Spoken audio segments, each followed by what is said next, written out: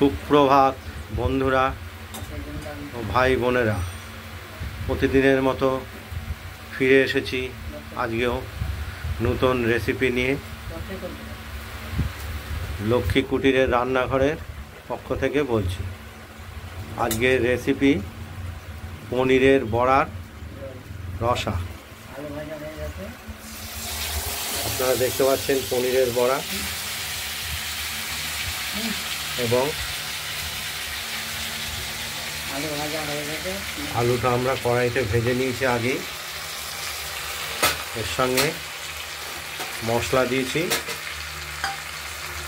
আজকে যেহেতু বৃহস্পতিবার, আজকে নিরামিষই হবে। এর সঙ্গে মশলা 2 চামচ জিরে, 2 চামচ আদার বাটা,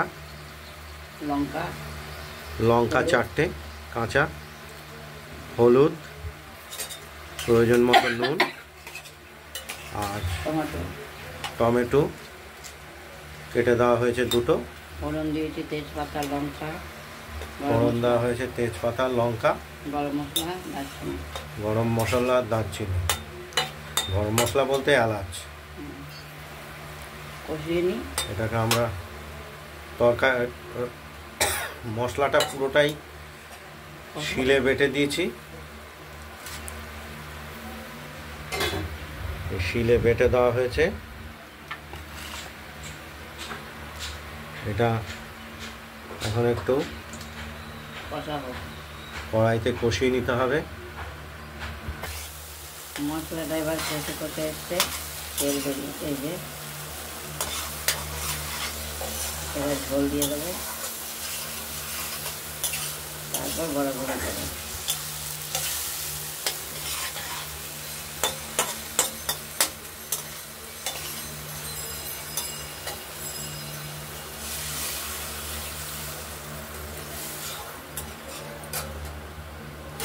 মশলাটা কষানো হয়ে গেল, জল দিয়ে দেওয়া হলো। এবার পনিরের বড়াটা আমরা দিয়ে দেবো। পনিরের বড়াটা এগুলো জল ঢুকবে ভেতরে, বাইরের দোকান থেকে কিনে আনা পনিরের বড়া।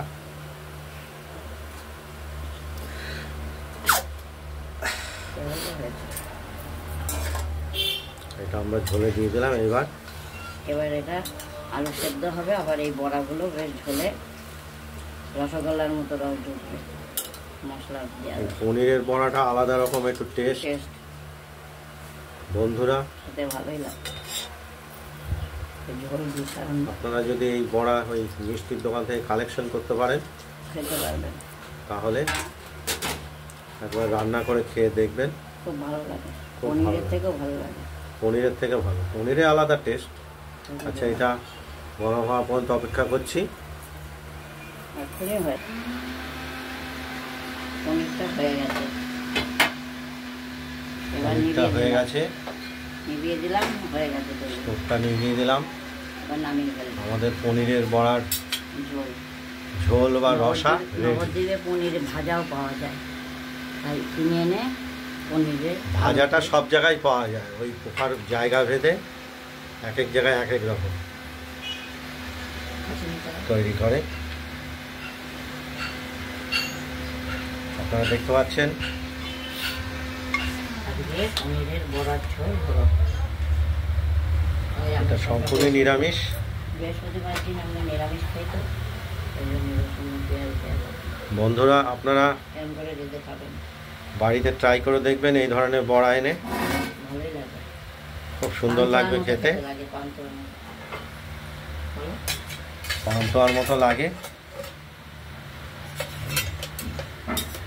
আপনারা দেখতেই পাচ্ছেন। আর কেমন লাগে আমাদের কমেন্টস করে জানাবেন। আপনাদের কমেন্টসে আমরা আরও রেসিপি দেখাতে উৎসাহ পাবো। এখানেই শেষ করছি। আমাদের একটা লাইক করবেন, আর নতুন নতুন ভিডিও দেখার জন্য একটু সাবস্ক্রাইব করে দেবেন।